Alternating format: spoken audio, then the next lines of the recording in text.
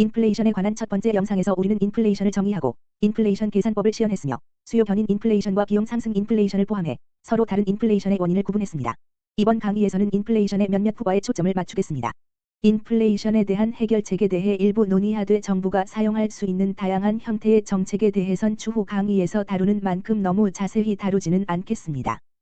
여기 우측 그래프에서 보시다시피 인플레이션은 총 수요가 증가할 때는 언제건 존재하며 인플레이션은 단기 총공급 곡선을 따라가는 움직임을 유발하거나 혹은 총공급이 감소할 때는 총수요 곡선을 따라가는 움직임을 유발합니다.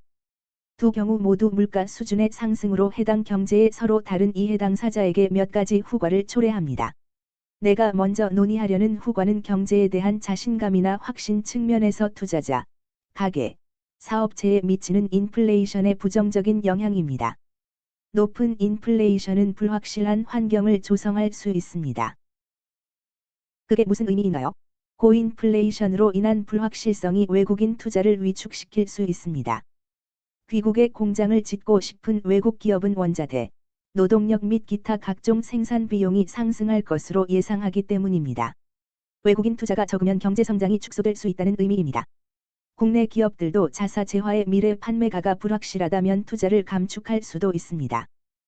따라서 인플레이션은 국외든 국내든 기업의 투자 동력을 저하하는 환경을 조성할 수 있습니다. 그로 인해 장기적으로 경제 성장을 둔화시킬 수 있습니다. 다음으로 예금자에 미칠 영향에 관해 이야기합시다. 여러분이 은행에 $1000를 예금했는데 연간 2%의 이자율로 돈을 불린다고 상상해 보세요. 인플레이션율이 2% 미만이면 여러분의 예금이 갖는 구매력은 시간 경과에 따라 증가하고 여러분은 시간 경과에 따라 더 부유해집니다. 하지만 인플레이션이 실질 금리에 미치는 영향 때문에 예금자들은 실제로 피해를 봅니다. 시간의 경과에 따라 화폐 가치에 미치는 인플레이션의 영향이 실질 금리에 반영됩니다. 이자율 2%의 돈을 저축했고 인플레이션율이 2~3%라면 실질 금리는 사실 명목 금리에서 인플레이션율을 뺀 것입니다. 지금 우리 예금자들이 기대하는 건 괜찮은 예금 금리입니다. 인플레이션이 상승하면 실질 금리는 하락하고 저축은 높은 인플레이션 때문에 쪼그라듭니다. 인플레이션이 낮고 안정적으로 유지되는 한, 금리는 인플레이션율보다 높은 경향이 있으며 예금자의 예금 가치는 시간 경과에 따라 증가하게 됩니다. 하지만 여기 오른쪽 그래프에서 보듯이 인플레이션이 높은 비율로 증가한다면 실질 금리의 하락을 야기할 수 있으며 시간 경과에 따라 귀국의 평범한 가계의 예금 가치는 낮아질 수 있습니다. 그러한 생각의 틀을 계속 이어갑시다. 예금이 인플레이션 때문에 쪼그라든다면 가계는 실제로 돈을 쓰는 게 유리하다는 분위기가 조성됩니다. 예금 가치의 하락은 가계의 즉각적인 소비를 부추길 수 있기 때문입니다.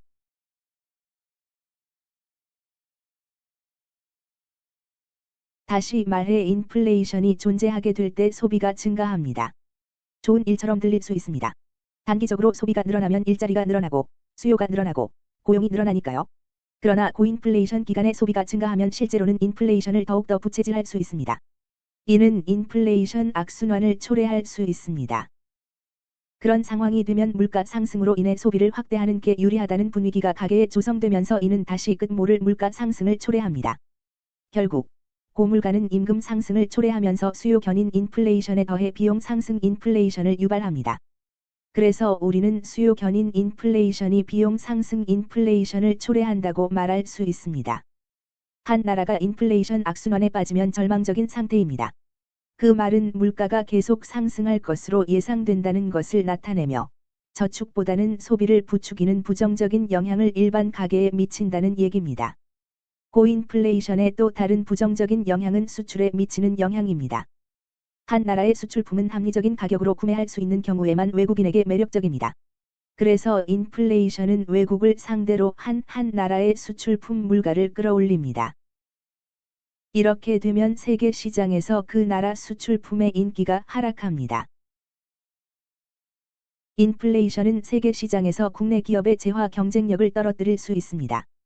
이러한 이유와 여기서 거론한 그 밖의 이유로 해서 인플레이션은 사회에 몇 가지 부정적인 영향을 미칠 수 있습니다. 그렇다면 인플레이션으로 혜택을 보는 사람들이 있나요? 승자는 없나요?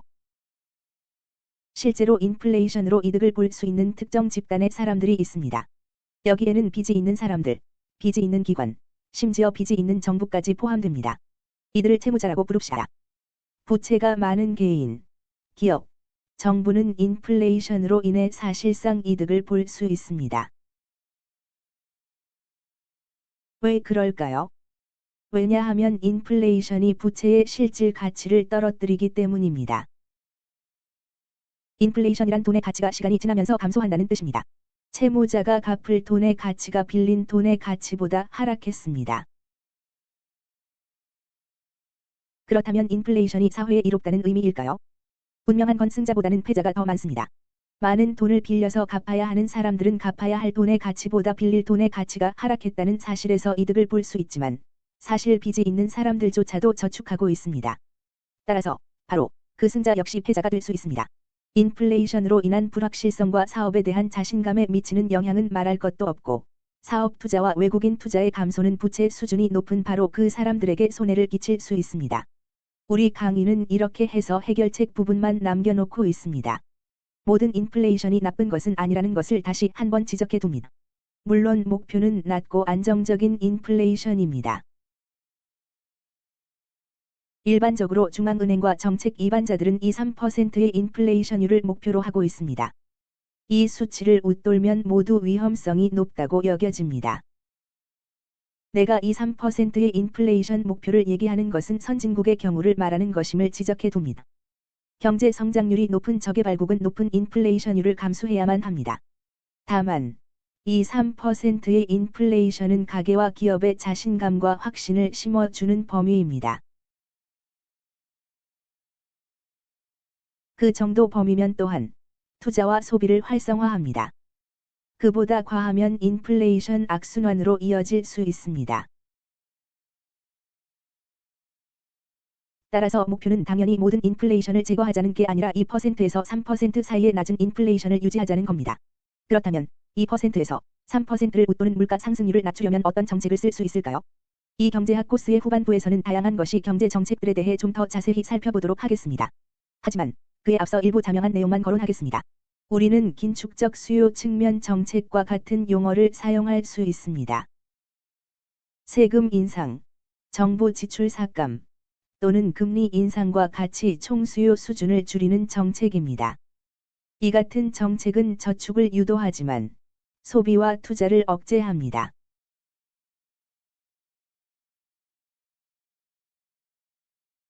긴축적 수요 측면 정책은 수요 견인 인플레이션에 따른 인플레이션율을 낮추려는 것으로 경제의 총수요 수준을 끌어내리는 효과가 있습니다. 따라서 보시다시피 인플레이션율을 바람직한 인플레이션율인 2~3%에 가깝게 다시 낮추고 완전 고용 수준에 가깝게 산출량을 유지하는 효과가 있습니다. 이는 과열된 경제를 둔화시키는 한 가지 방법입니다. 비용 상승 인플레이션은 어떨까요?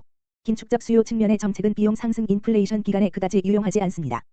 보시다시피 비용 상승 인플레이션이 여기서 여기로 수요 곡선을 따라 움직인다면 긴축적 수요 측면 정책을 통해 AD에서 AD3로 감소시켜 인플레이션율을 낮출 수 있습니다.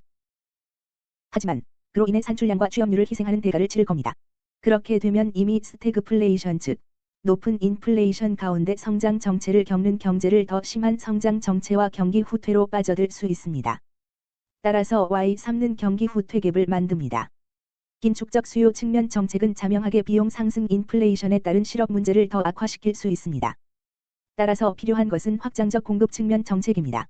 이 정책은 비용 상승 인플레이션 이후 총공급을 확대함으로써 인플레이션율을 다시 낮추는 정책입니다. 네, 제 그래프가 너무 어수선해지네요. 죄송합니다. 그러나 개념을 이해하세요. 단기 총공급을 증대시키는 정책으로 비용 상승 인플레이션의 효과를 상쇄할 수 있습니다. 자, 여기서 마지막으로 소개할 해결책은 확장적 공급 측면 정책입니다.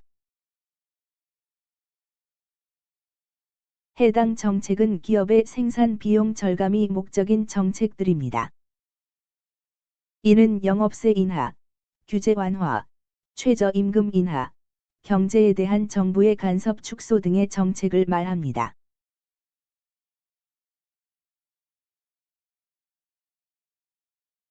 비즈니스 비용을 절감시켜 줄 여러 수단이 정부에게 존재합니다.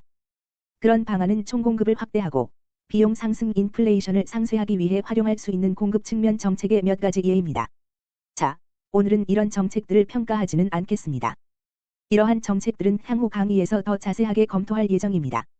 그러나 당장은 수요 견인 인플레이션과 비용 상승 인플레이션에 대한 일부 해결책을 소개했습니다.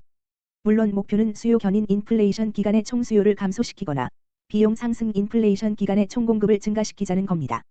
이번 수업에서는 고인플레이션이 서로 다른 이해 당사자들에게 미칠 일부 후과도 간략히 설명했습니다. 고인플레이션이 초래할 불확실성과 경제 성장과 투자에 미칠 영향도 설명했습니다. 인플레이션이 가계의 예금을 쪼그라들게 한다는 사실이 인플레이션 악순환을 초래할 수 있다는 사실도 다뤘습니다. 인플레이션 악순환은 물가 상승으로 소비가 늘어나면서 더 심한 물가 상승을 초래하는 상황을 말합니다. 이어 수출업자에 미치는 영향이 있습니다. 물가 상승은 한 국가의 재화에 대한 외국인 수요를 감소시켜 자국 생산자들의 세계 경쟁력이 감소할 수 있습니다. 인플레이션의 유일한 승자는 빚을 지고 있는 사람들입니다. 예금이 쪼그라드는 것과 똑같은 방식으로 인플레이션은 개인이 지고 있는 부채의 양도 감소시킵니다. 왜냐하면 갚아야 할 돈의 가치가 빌린 돈의 가치보다 하락했기 때문입니다.